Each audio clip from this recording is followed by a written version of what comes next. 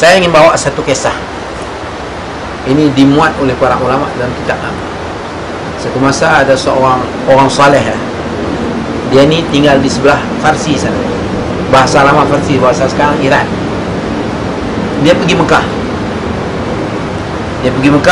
Satu malam dia tertidur di Masjid Haram dan dia bermimpi. Setelah orang tawaf semua habis haji, dia bermimpi ada seseorang yang datang kepadanya. Orang itu berkata, tahun ini tak ada satu orang pun haji yang diterima oleh Allah. Haji semua mardud, tertolak. Cuma ada satu orang duduk di kampung-kampung ini, namanya ini, haji dia diterima. Karena mimpinya itu jelas, dia catat nama orangnya, dia balik dan dia cari orang itu di negeri tersebut, dan dia jumpa orang itu di negerinya. Setelah dia jumpa, dia bertanya kepada orang tersebut, tuankah yang nama sekian? Ya, kata orang. Saya mau tanya, tahun ni bukankah tuan pergi Mekah? Tidak, saya tak jadi pergi. Kenapa tak jadi pergi? Karena dah saya siap untuk nak berangkat pergi haji.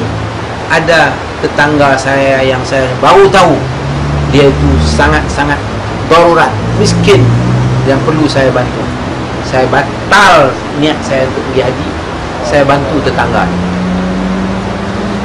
Maka kata orang soleh ini, benar mimpi saya. Apa mimpimu? Saya di Mekah, saya mimpi ada orang yang datang beritahu kepada saya, tahun ini semua haji mardud, hanya satu orang yang nama itu nama tuan. Ini sebab saya datang dari negeri yang jauh untuk jumpa tuan, untuk nak tahu ini. Sebab mimpi itu sangat jelas. Nampak seorang yang tak pergi haji hanya pasang niat, dia batalkan rancangan untuk pergi haji demi untuk bantu tetangganya yang susah, yang tak terbantu oleh orang lain. Haji dia diterima oleh Allah, padahal dia tak pergi haji. Nampak? Begitu rahsia Allah mengutamakan tetangga, saudara muslim lebih utama daripada ulang-ulang pergi haji. Kita tak tahulah orang itu apakah dia berulang pergi haji ataupun itu kali pertama dia nak pergi haji. Tapi yang nyata, haji dia yang diterima, haji yang lain tertolak berdasarkan mimpi tersebut, bukan berdasarkan syariat. Tak ada wahyu turun kemudian. Yang kedua, antara membangun masjid dengan duit itu dibuat perkara fardu kifayah yang lain. Pada hari ini kita lihat orang yang berharta sangat bangga dia boleh bangun bangunan masjid. Kadang-kadang dia kata, ini masjid saya seorang je, jangan jumpa orang lain. Daripada beli tanah sampai siap, saya seorang ni. Dia buatlah dengan penuh bangga, tapi dengan syarat ada nama dia sikit. Nama dia Nawawi, Masjidin Nawawi.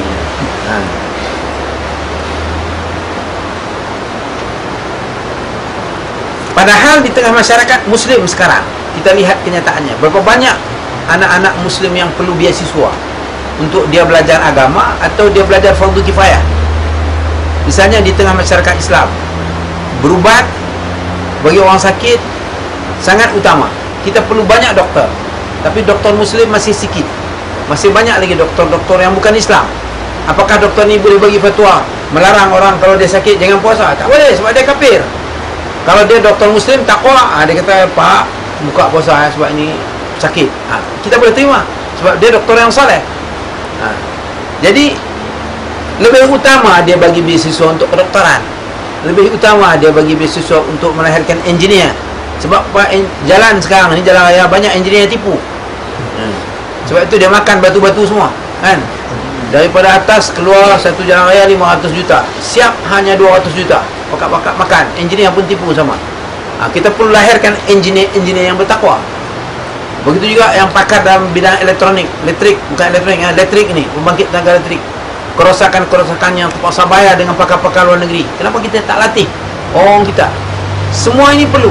Melahirkan pilot pesawat terbang, melahirkan pakar pertanian, melahirkan ahli geologi untuk tahu apa ada dalam bumi. Semua ini adalah fardu kifayah. Dan ini bukan fardu ain, fardu kifayah. Jadi kalau dah ada masjid satu, tak usahlah buat masjid lagi satu di kampung tu juga. Sebab masjid yang ada pun tak penuh. Masjid boleh muat 500 orang, datang 5 orang.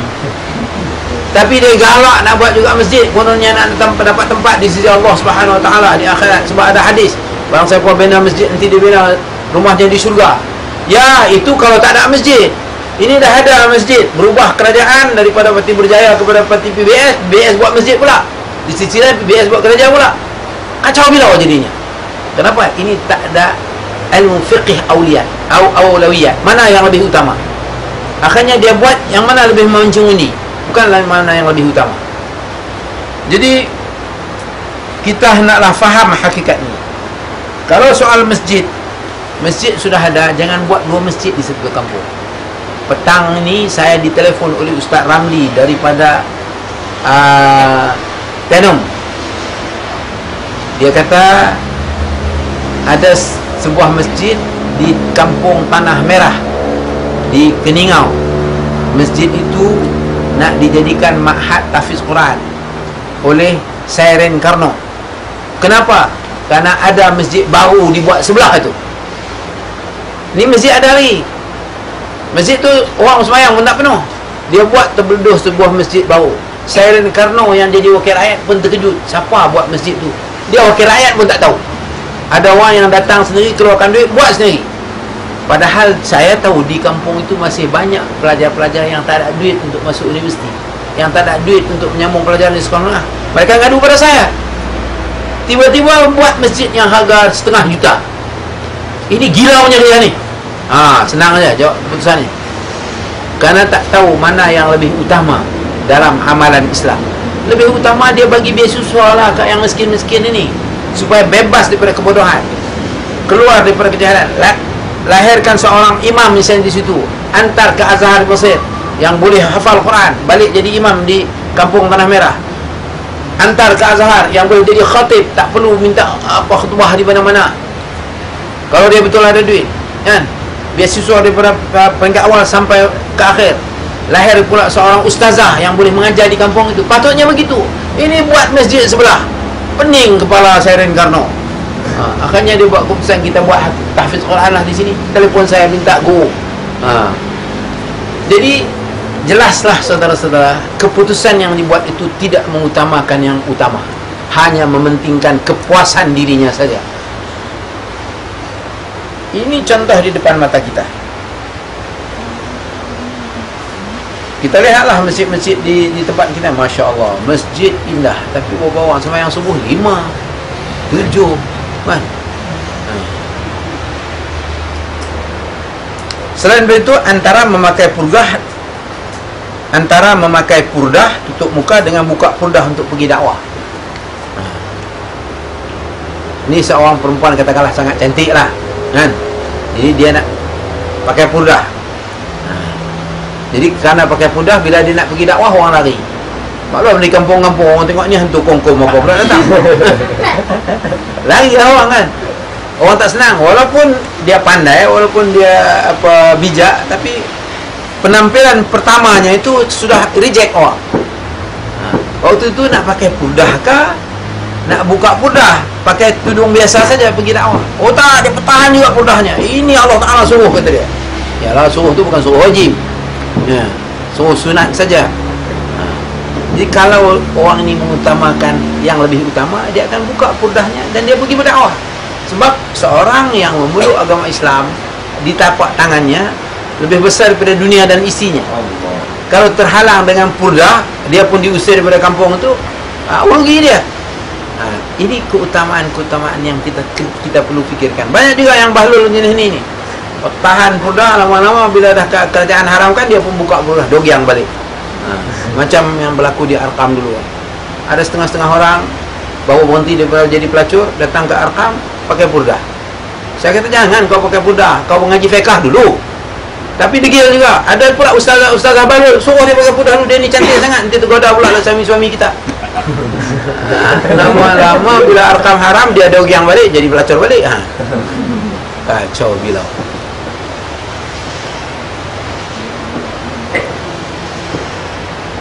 Kemudian di antara solat sunat duha atau solat sunat ba'diyah qabliyah dengan melayan tamu, mana lebih utama? Naklah kita faham, solat sunat itu untuk peribadi, tapi bila ada tamu itu adalah urusan kita dengan manusia. Maka Rasulullah tunjuk contoh, bila ada tamu dia percepatkan sembahyang dia. Bahkan dia pernah sembahyang sunat dalam rumah, orang datang ketuk pintu bagi salam, dia berjalan melangkah buka pintu. Ingat dalam sembahyang sunat boleh melangkah pergi buka pintu. Ini nak kena faham. Dalam sembahyang wajib jangan cuba-cuba, kecuali ada syarat-syaratnya. Langkah 2 langkah berhenti lagi, betul langkah 2 langkah. Ini baru mengaji fiqh ni. Langkah 2 langkah berhenti lagi. Kalau sambung terus batal sembahyang. Jadi Rasul dia melangkah, dia buka pintu, orang tahu Rasul sembahyang. Jadi kita naklah faham sembahyang duha, sembahyang rawatib, sembahyang apapun, zikir kah, baca Quran kah, kalau ada tamu, urus tamu dulu, karena itu lebih utama. Ada kejadian yang saya pergi ke rumah seorang yang dianggap saleh, kita pergi bagi salam, orang-orang dia lah ni dia punya jok-jok lah, kata tak boleh ustaz, ini Tok Guru sedang duk wirid, ni Tok Guru Bahlul ni. Kalau dia betul alim, dia akan tinggal wirid dia, tinggal ini tamu datang. Walaupun tamu itu setengah gila, dia naklah hormati. Apalagi kalau tamu tu orang besar-besar, kan, orang lebih alim daripada dia. Si muridnya kata, ustaz tak boleh ni Tok Guru suluk ni, ni jahil. Jadi kadang-kadang tak berkembangnya dakwah kerana ini tak tahu mana lebih utama, mana yang tak utama.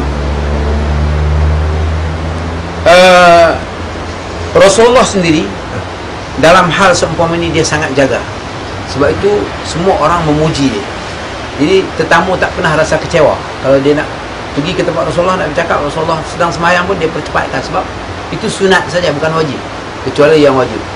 Namun kalau yang wajib pun ada contoh Rasulullah tunjuk mana lebih utama, memanjangkan salat yang wajib dengan mempercepatnya ketika ada masalah. Satu masa Rasulullah jadi imam sembahyang, ada budak-budak menangis di belakang, Rasulullah percepatkan sembahyang, percepatkan sembahyang, salam cepat-cepat, tak mau biar budak-budak itu nangis lama-lama. Tengok sikap Rasulullah. Jadi berarti bukan dia tak dengar orang nangis, ni nak khusyuk sampai tak dengar apa-apa ni, ni tak bahlul juga ni, ni jahil juga ni. Sebab tu khusyuk bukan tak dengar, dengar, tahu. Rasulullah percepatkan sembahyang supaya ibu-ibu boleh ngurus anak dia yang menangis. So budak-budak ni menangis bukan ada apa ni, ampun lagi kalau dia nak nangis, menjerit asal puas-puasnya, kan.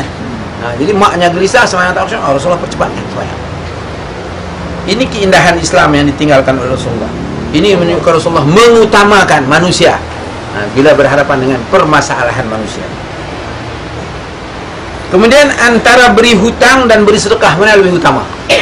Ada orang dia hutang banyak tapi sedekah rajin.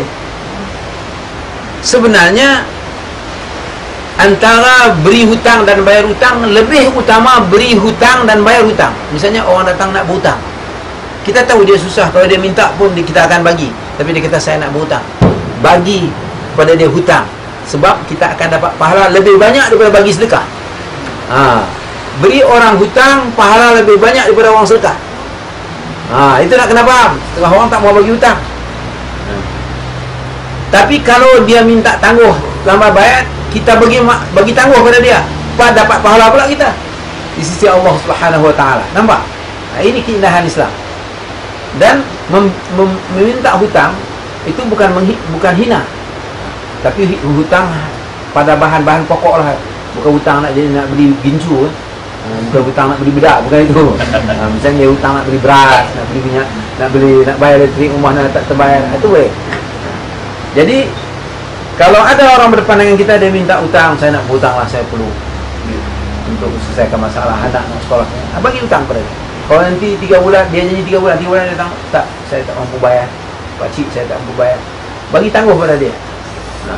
Ataupun kita pun datang rezeki lain dah banding dengan yang dia bagi dulu dah lebih banyak lagi, kita kata maafkanlah, selesai masalah. Boleh juga. Ada setengah orang dia bagi hutang pada orang, Allah Ta'ala bagi rezeki dia berganda lagi. Buat